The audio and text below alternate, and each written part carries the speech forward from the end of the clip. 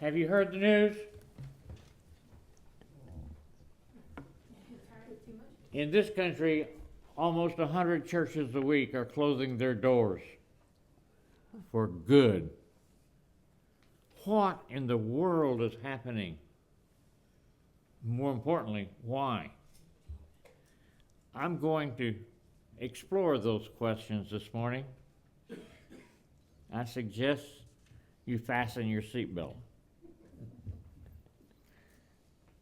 The news may not be what you wanted to hear. Then again, maybe it is. I have no doubt that by now most everyone is aware of the decline in religion, especially that associated with our younger generations. Mainline religions have been particularly hard hit, some losing well over half of their membership. But Catholic, fundamentalist, evangelical, and all other religious bodies are feeling the decline as well. But what about Unitarian Universalists?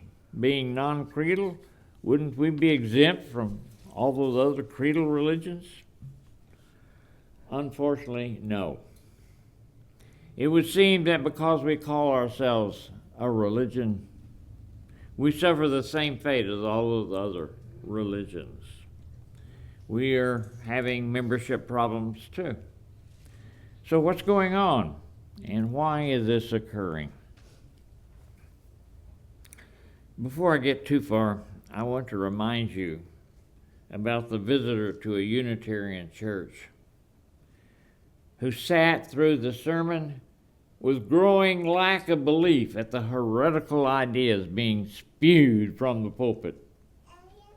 After the service, a UU asked the visitor, "So how did you like it?" The visitor exclaimed, "I can't believe half the things that minister said." "Oh, good," came the reply. "You're going to fit right in."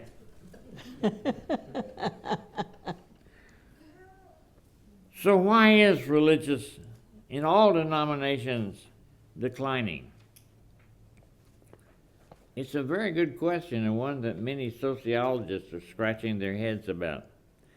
For years, we've known that religion in Europe was on the decline, long before it was noticed on this side of the pond. But almost no one thought that it would occur here because the United States has the reputation of being one of, if not the most, religious countries in the world. I say almost because I predicted for years that what would happen in Europe would happen here after a decade or two. But most people laughed off my predictions as if they were just wishful thinking. But what are the facts? Demographic data paints a rather graphic picture. We know that between the years 1991 and 1998, there was an enormous surge of young people leaving organized religion. After 1998, the surge declined, but not all the way back to the lows that had existed prior to 1991. And today, the number of people leaving religion is almost equal to those who still believe. Using demographics to look into the future, somewhere around the year 2030 or maybe a little thereafter, those no longer practicing religion will equal to or exceed those still believing. At that point, technically, America will no longer be able to call itself a Christian nation. It seems that the surge of the 1990s was the stimulus for the continuing decline.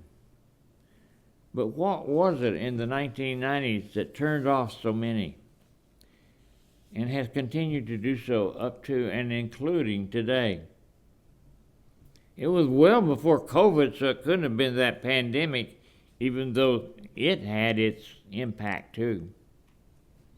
At the present, no good answers are forthcoming. I wish to offer three possibilities. The first is the so-called crisis of meaning. The second has to do with the conflict between science and religion. And the third is the growing estrangement between religion and spirituality. The best description of the crisis of meaning I have found is from a 2000 book by William Wishart entitled Between Two Ages. The first age he called the age between 1900 and 1950, and the second one the 21st century. In that book, Wishart says, if a people lose their faith in God, which is the foundation of spiritual experience, we have the condition that Nietzsche announced to the modern world: God is dead. Or, more accurately, as one psychiatrist put it, the highest value which gives life its meaning has got lost. That may well have been where we have arrived today, and perhaps seen through the eyes of a younger generation could be the conclusion that many, as a result of the meaning in life provided by religion, no longer feels satisfying. I would like to offer you my relatively new understanding of the meaning of life. Feel free to take it or leave it. Most of my life I've been involved for the search for the Holy Grail, the meaning of life. It was from a book, 2019, This Life, Secular Faith and Spiritual Freedom by Martin Haglund, that I learned that the meaning of life is not something that can be found, but rather it simply needs to be recognized. And what needs to be recognized is the emotional and psychological effects of the difference between the finite and the infinite. The finite is where we experience meaning. The infinite provides meaninglessness. And where do we experience the finite? Death, of course. That's why meaning becomes so significant as death approaches, our own and that of those we love. And as an afterthought, life after death, if there is any, would be meaningless, because if you had forever, what would motivate you to do anything? Nothing would have meaning. The finite-infinite split applies to anyone or anything that is significant to you. The closer you are to losing them, the more precious and meaningful they become.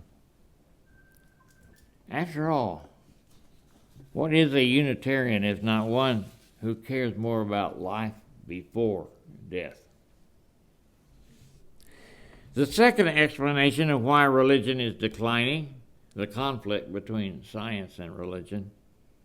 Sociologists have often suspected that religion would eventually fall to the new and wondrous works of science. Indeed, that may have been the cause of the religious decline in Europe. However, if I were to dig into the details, I would have to believe that the conflict involves, 1, the creation, and 2, the nature of exactly what human beings are.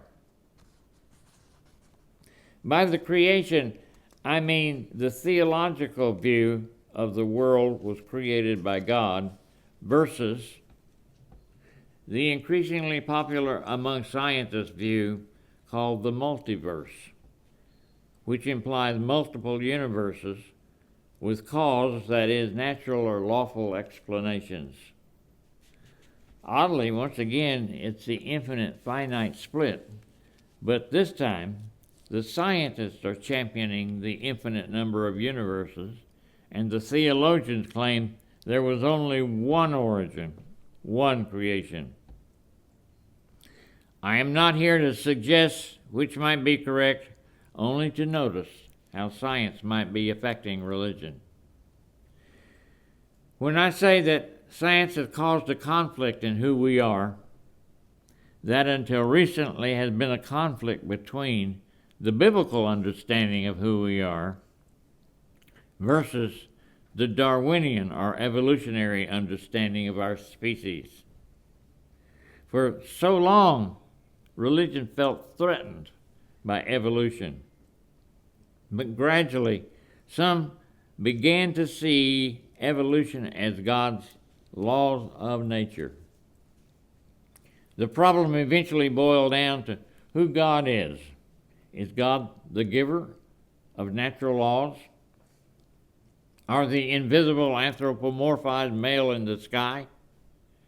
Or, as Spinoza claimed, nature itself? That is, God is everything. That may, too, have been concluded by the younger generation who have been voting with their feet, so to speak. It's kind of like how the Unitarians are often challenged.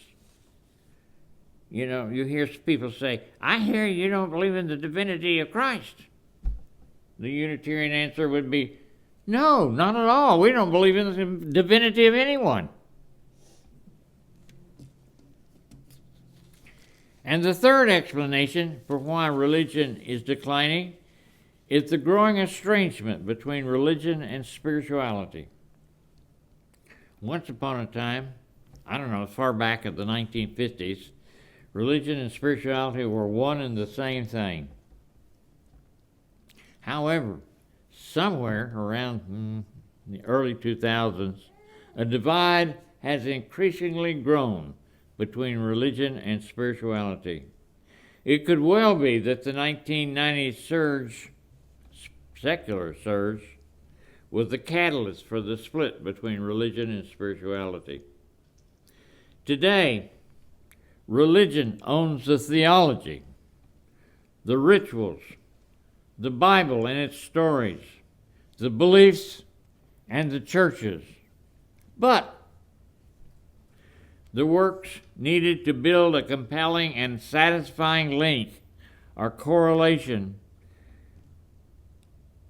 between one's own personal beliefs about reality and reality itself is what the spiritual is all about.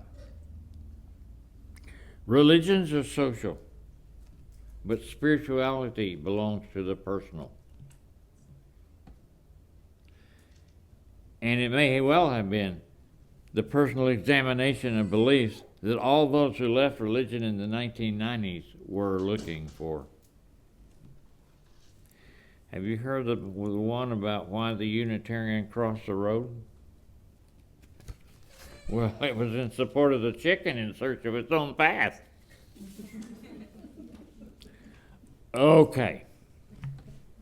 I've given you 3 speculative reasons why there may have begun a major shift in religious membership, and even claim that UUs were part of the decline.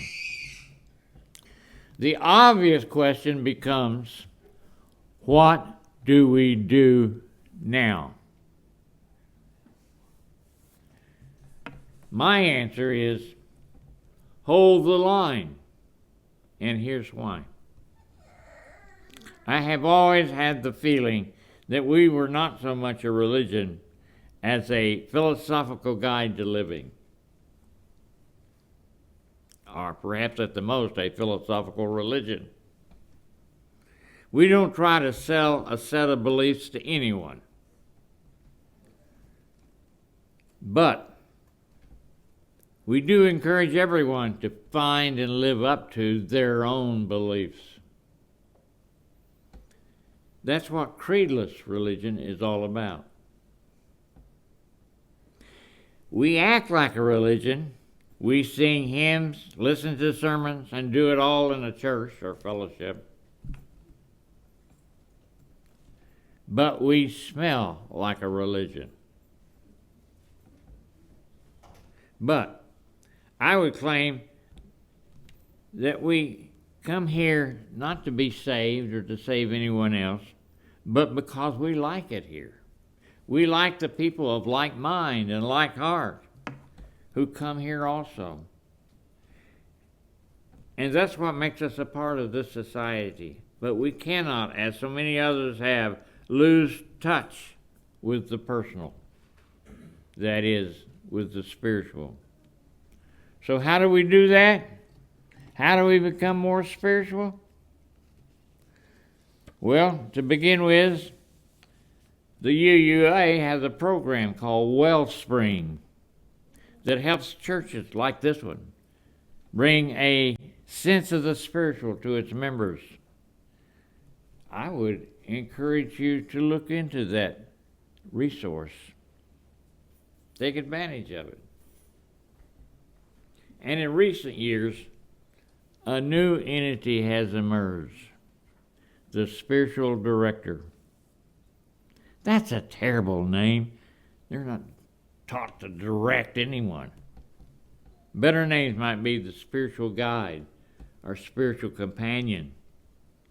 Those individuals have been trained and certified to help others find and feel the spiritual that their lives have been revealing to them. Not necessarily Christian, or Jesus-oriented, or atheist, or agnostic, or Buddhist, or whatever kind of the market of beliefs is available to sell. But those beliefs, one is most drawn towards one's own personal worldview, one's own system of beliefs. Religion for the masses is dying, but spirituality of the personal is being born.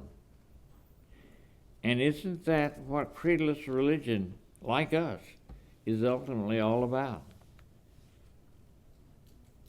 By adding spirituality to what we already have, it just highlights who we really are and have been all along. I believe we have a future. For someday, we will be discovered by all those who have left other faiths for that creedless and philosophical religion called Unitarian Universalism. I'd like to open it up to you. Anybody has any questions or comments that they'd like to have? I'd like to hear them now, or maybe try to answer your questions. Is anybody? Yes, ma'am. Wait, please. You need a microphone.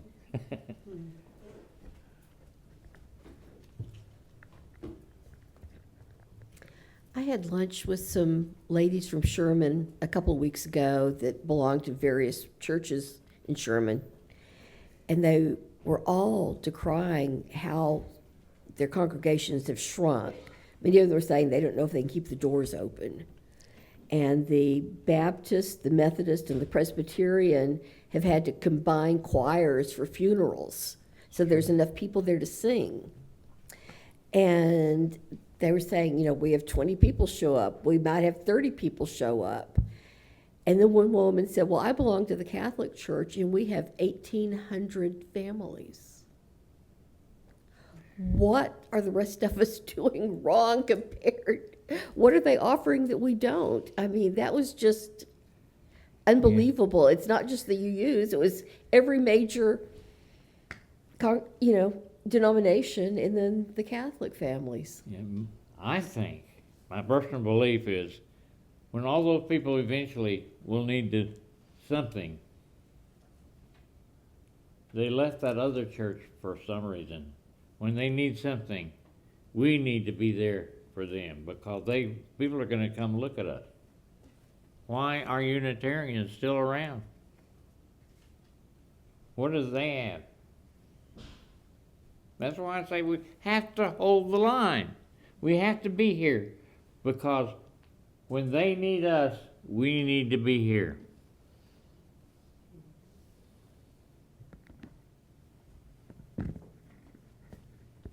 Somebody else, anything.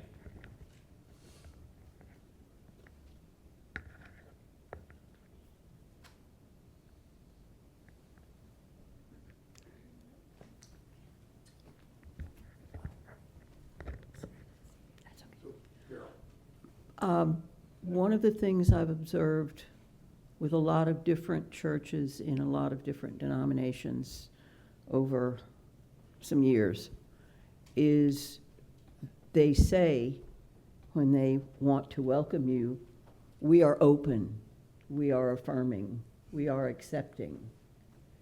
And way down in the fine print, but.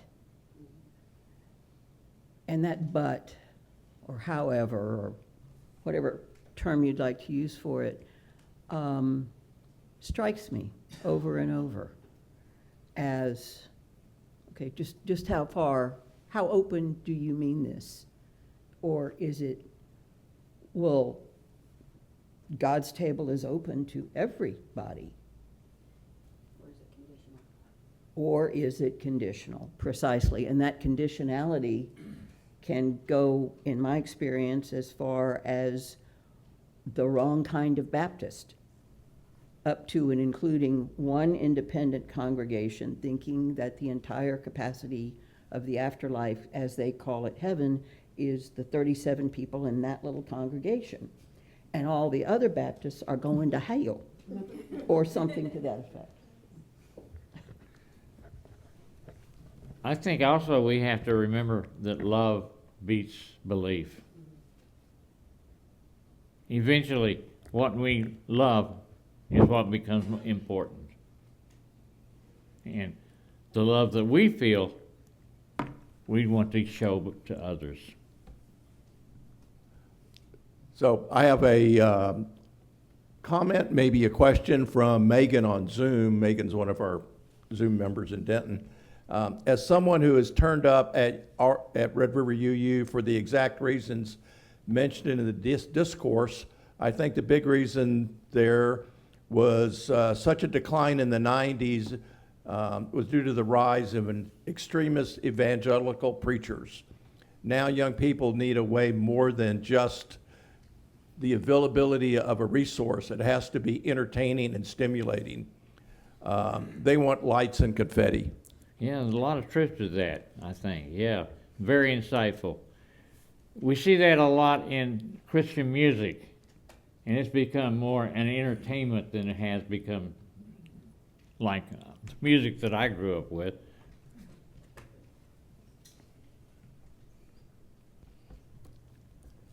Here's one. I have my own microphone. I don't think I have it on though, do I? It's on. Okay.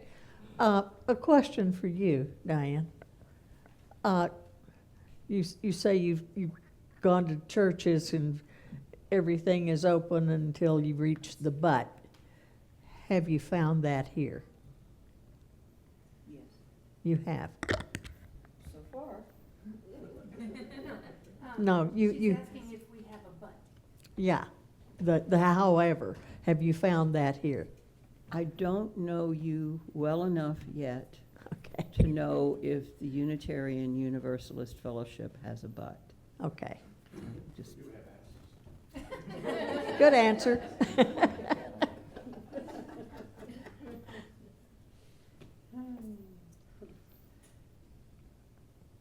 Anyone else? There's a relatively new book out. It's come out since I wrote this sermon. It's called Why Religion Went Obsolete by a sociologist.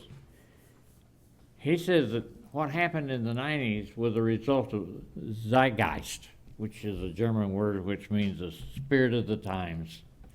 I don't see a spirit of the times causing us to leave religion. But maybe I'm wrong. I'm 86 years old, and I don't know what's happening to the younger generations. But I feel like the reasons that I gave, the crisis in meaning, the conflict between science and religion, and the split between religion and spirituality, probably all work together to form a perfect storm. Just a spare thought that as someone who graduated from high school in 1996, this was also when the internet was becoming widely available. that was a sharing of ideas and exposure to things that we otherwise wouldn't have known about. Absolutely. I completely agree with that. I think the internet has had a big impact. Actually, it's kind of interesting. The spiritual directors that have been coming on, a lot of them are working through the internet now. And they have a one-to-one relationship using the internet.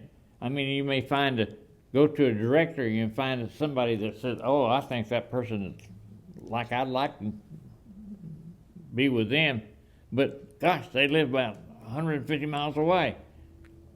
Well, the internet has become a way of communication that we can use to that. Anybody else? Yes, ma'am. I don't know if it's as much a question, but I know in my age group, one of the biggest barriers to attending any sort of religious thing is work.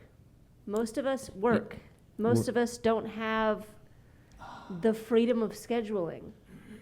And if we do, it may or may not be our only day off that is paired with our friends.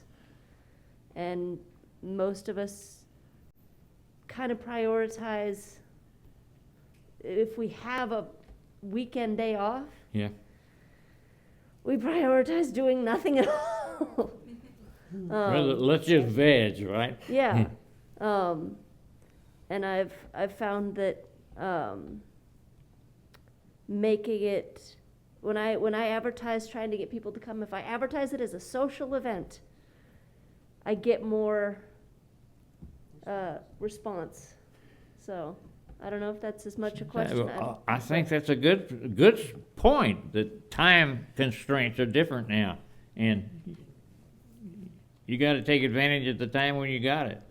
And if Sunday morning comes around and you've got to go to work, which are you going to choose? I agree. Anybody else? Thank you for your questions. I appreciate it. Thank you. If you are truly interested in a spiritual life, I have two suggestions. One, hold the line. Keep this Unitarian Universalist Society alive and functioning. For, as I have said, when those who left organized religion will eventually need you, you need to be here for them. And second, find and try a spiritual director. Try them out. You can find directories online. There's a Spiritual Directors International with an excellent directory. There's even a Center for Non-Religious Spirituality, believe it or not. Local spiritual directors are available in person or online, and they're not that hard to find. You don't have to commit the rest of your life to be a spiritual companion, but seeing a non-judgmental spiritual companion for just a few months might just reinvigorate your joy in being alive and help you articulate your own worldview. You have nothing to lose and everything to gain. Thank you for inviting me back. I hope we can do this again sometime soon. Thank you, Don. Thank you.